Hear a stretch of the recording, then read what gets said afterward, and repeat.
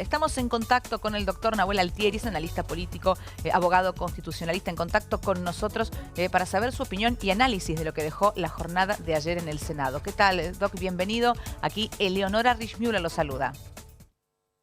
Eleonora, un gusto estar contigo de vuelta y con toda la audiencia de Unife TV. Muchísimas gracias, doctor. Igualmente, ¿cuál es su opinión en relación a lo que pasó ayer en el Senado? ¿No? De verdad que, bueno, un duro golpe para el gobierno nacional, que tiene obviamente ya la expectativa muy puesta en las elecciones para que haya un Congreso en donde pueda contar con más manos, pero hay normativas con las que ni siquiera pudo avanzar tratando de consensuar con los dialoguistas, y el Senado, durísimo, ayer le dio un gran revés al gobierno nacional.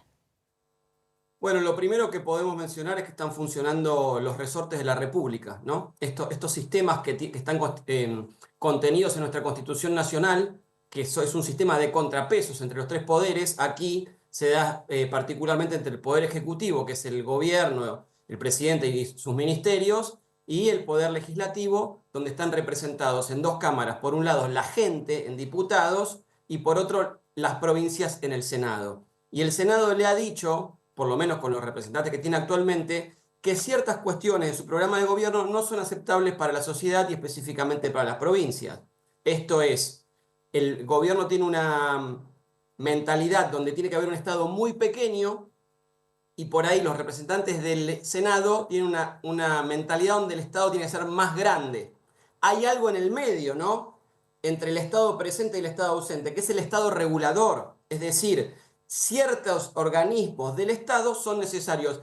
Y fíjate, Leonora, para hacer un análisis un poco más proyectual de lo que ha sucedido, el gobierno mismo en muchas oportunidades echa mano del Estado cuando le conviene. El ejemplo más reciente o no tan reciente fue cuando denunció cartelización de la medicina prepaga. Entonces, el mismo gobierno entiende que en ciertas cuestiones el mercado no se autorregula, porque salió a través de la Comisión de Defensa de la Competencia a decir, señores, dueños de la medicina prepaga, ustedes se pusieron todos de acuerdo para aumentar y no compiten. Entonces, en ese caso en particular, se demuestra que el mercado no se autorregula y que la incidencia y la existencia de ciertos organismos estatales son necesarias, ¿no?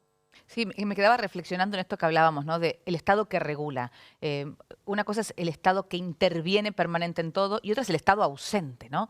Creo que, Hay un abismo entre uno y otro. claro, y, a ver, creo que el Congreso de la Nación le ha dado el visto bueno al gobierno nacional en más de una oportunidad y ha logrado consensuar con la Unión Cívica Radical, ha logrado consensuar con el PRO y con diferentes sectores que incluso, estoy recordando allí en los principios de esta gestión gubernamental, cuando planteaban la ley bases, bueno, negociando y consensuando han logrado que muchos funcionarios ajenos a este gobierno levantaran la mano.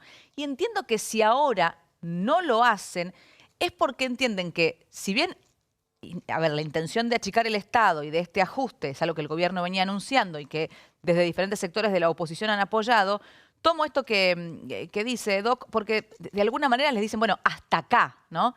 Vamos a ajustar, vamos a achicar el Estado, consideramos que es importante el superávit fiscal, pero con los niños del Garraham no, con las universidades no. La educación pública y la salud pública en Argentina son como banderas muy plantadas. Y entiendo que los legisladores dijeron hasta acá con el INTI, hasta acá con el INTA, ¿no? Hasta acá el ajuste, ¿no?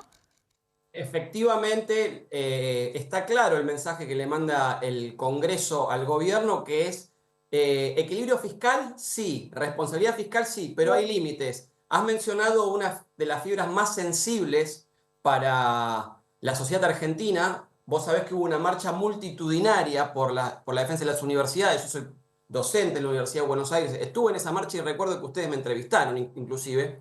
Entonces hay ciertas cuestiones que los legisladores han tomado nota sobre las cuales no van a dejar pasar. Fíjate, sí, lamentablemente, que el veto que no pudieron revocar fue el del aumento de los jubilados. Ahí ese triunfo en cuanto del gobierno, en cuanto a las cuentas públicas, es muy importante porque el aumento de los jubilados es el más costoso. Es decir, los otros son una bandera política, pero según la Oficina de Presupuesto del Congreso es muy poca la incidencia sobre el gasto público nacional. Bien, ahora la cuestión de los jubilados, al haberse incrementado tanto la base de beneficiarios todas las moratorias que hubo, donde se jubilaba gente que no tenía aportes, hace que se afecten las cuentas públicas. Porque esto, como todo, hay que analizarlo en un contexto. El 50% de la población económicamente activa trabaja en modo no registrado. Es decir, que esa gente Claro. no aporta a la seguridad social y esa gente es la que le debería pagar a los jubilados de hoy, sumado al aumento de la esperanza de vida. Entonces hay que mantener más jubilados que viven más tiempo y eso afecta severamente las cuentas públicas. Entonces, el gobierno ha perdido en un montón de cuestiones de agencias regulatorias, marina mercante, donde está en juego la soberanía de los ríos y los mares, sobre todo de los ríos internos, pero se ha notado, si se quiere decir, un triunfo para su programa de gobierno, pero que es muy triste y muy doloroso en cuanto a la subsistencia digna de nuestros jubilados y pensionados. Sí, entiendo que las cosas no se cambian de la noche a la mañana, pero hay que empezar por el principio. ¿A qué me refiero? Claramente, un jubilado, esto que voy a decir no es ninguna novedad, no puede vivir con 300.000 pesos ni 380.000 con bono, ¿no? Está clarísimo de acuerdo a los valores que se manejan en la República Argentina. Ahora, si lo que necesitamos es una población laboralmente activa dentro de la formalidad, bueno, deberíamos empezar por alguna modificación tributaria. Hay como no una promesa permanente de una reforma tributaria, una reforma laboral, que hay que leer en detalle para que no avasalle derechos ya consignados a los trabajadores, ¿no? Cuando uno dice reforma laboral hay que manejarse con mucho cuidado porque se usa de tantas formas, ¿no? el término, el concepto. Pero una reforma tributaria también necesaria que motive a los empresarios a, bueno, manejarse dentro del marco de la formalidad y que quizás no sea tan representativo hoy para un empresario tener, ¿no? un empleado en condiciones de formalidad, por ejemplo. Empecemos como a subsanar todas estas cuestiones que hoy están dañando todo el sistema, incluso el jubilatorio. Efectivamente, y dentro del análisis político te puedo agregar lo siguiente, Leonora, porque lo has mencionado. ¿Le afecta más a un empresario pyme el impuesto de ingresos brutos, que es un impuesto cascada, Sí, que la legislación laboral? ¿Bien? Que podemos discutir si hay que bajar las cargas sociales y en qué monto y los adicionales que se les cobran. Pero, ¿qué sucede? Desde el punto de vista político, le es mucho más fácil a los gobernadores acompañar una reforma laboral que una quita de los ingresos brutos, porque es la caja de ellos. total. Entonces, nunca va a haber, o va a ser mucho más difícil que haya un pacto fiscal donde los gobernadores resignen la eliminación o la reducción de ingresos brutos, porque es mucho más fácil atacar los derechos de los trabajadores. Bien, entonces, pero además hay que pensar esto, los trabajadores somos vos y yo, es la gente, no es un enemigo, es gente que va a vivir mejor o peor. Hay que tratar de que en este tipo de sistema de gobierno toda la gente quede adentro. No sirve que haya un superávit con la gente afuera, porque ya lo sabemos y lo hemos visto en infinidad de ejemplos, una sociedad con excluidos no puede vivir en paz. Bueno, es un poco el análisis que uno hace cuando habla del ajuste. A ver, está claro que dos de las banderas más importantes de este gobierno tienen que ver con el superávit y con la baja en la inflación. Eh, a ver, me animo a pensar, no me gusta hablar por los demás, pero que si uno para en la calle a 10 argentinos, y yo creo que todos van a estar de acuerdo con que la inflación tiene que bajar, ¿no? Y que la mayoría querrá tener las cuentas en su casa en orden. Algunos las tendrá más, otros menos, pero digamos, nadie quiere vivir con deuda, ¿no? O sea, todos deseamos gastar lo que podemos y no gastar más de lo que entra a casa, porque si no se produce, ¿no?, un desbarajuste que a la larga nos trae problemas, nos lleva al veraz, ¿no? Digamos, nadie quiere vivir así y cada uno hará lo que pueda. Trasladando esto al país, yo creo que todos pueden estar de acuerdo con que queremos un superávit, con que queremos una baja en la inflación. La pregunta es el costo que esto tiene, hacerlo por ahí tan a corto plazo. Y después el mensaje esto de que estemos todos adentro, ¿no? Las personas con discapacidad, los niños que van al Garraham, aquellos que estudian en las universidades públicas, los docentes que enseñan en esas universidades públicas, que todos puedan estar adentro. Y alguno dirá, bueno, todo no se puede. Bueno, habrá que ver dónde recortar y en qué tiempos ir recortando, porque mucho se habla de la casta y ayer los senadores nacionales, estamos hablando justamente de la actividad en el Senado, Doc, se aumentaron el sueldo 10.200.000 pesos brutos.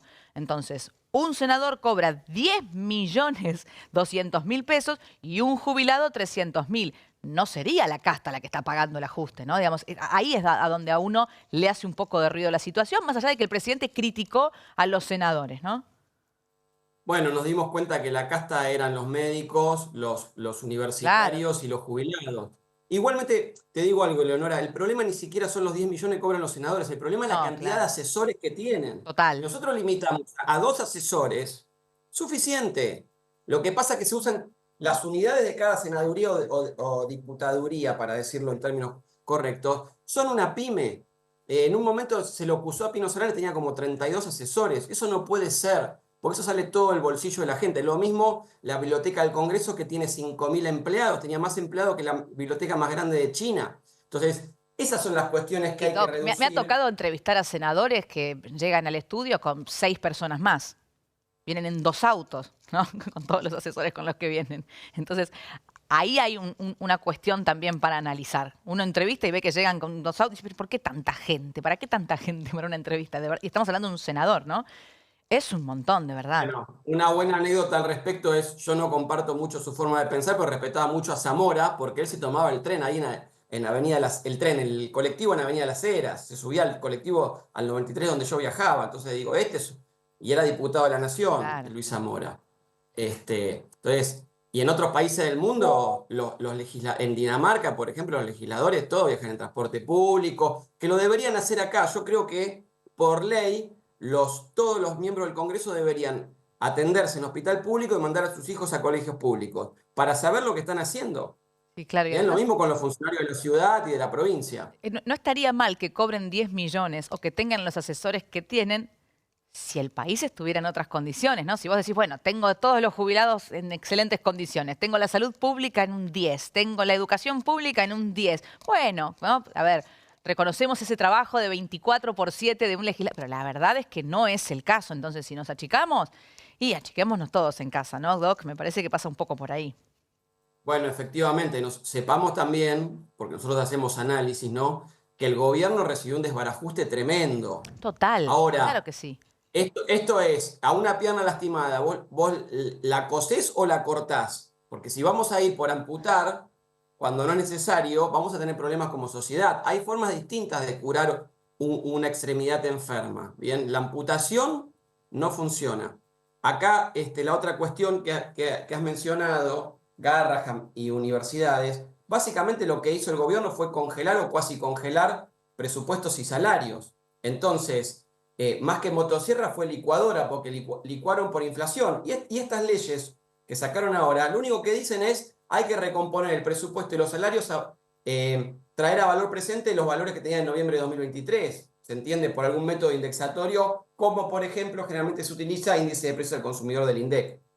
Bien, Doc, quiero agradecerle por su tiempo y la buena predisposición para este diálogo, muy amable. Por favor, a disposición, saludos para vos, la producción y la audiencia. Muchas gracias. Hasta luego. El doctor Nahuel Altieri, analista político, en contacto con nosotros.